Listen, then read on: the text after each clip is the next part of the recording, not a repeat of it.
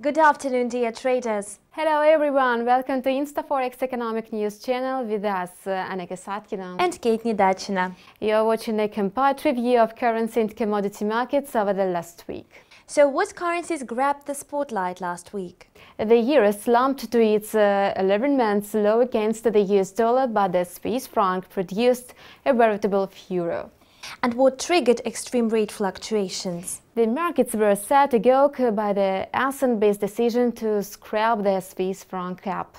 Hence, on Thursday, the Swiss regulator abandoned its exchange rate floor on the Swiss franc.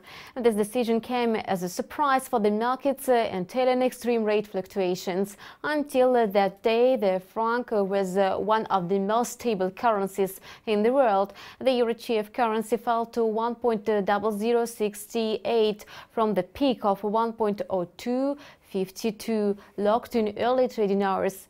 The euro dived 21% to the Swiss franc over the week, showing the biggest decline since 2006. Meanwhile, the US dollar closed 0.8587 against the franc in Friday's session. At the end of the week, the greenback lost 15.34% to the Swiss franc.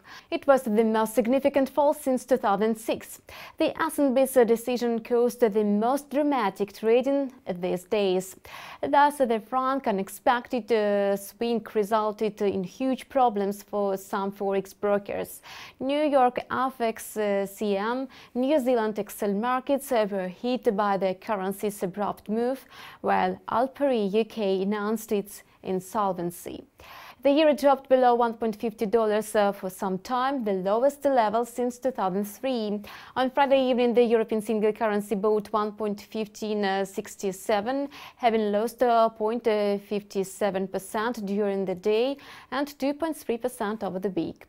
The ICE dollar index, measuring the greenback against a basket of 6 main currencies, grew 0.82% to 93.13 points and was up 1.3% on the week. The US dollar gained support from the Michigan University report on consumer confidence for January. The data came in above expectations, climbing to 98.2 points, the highest level since 2004. This is all about the currency moves. Thank you for the currency market overview, Kate. You're welcome, Anna. And what is the news from the commodity market?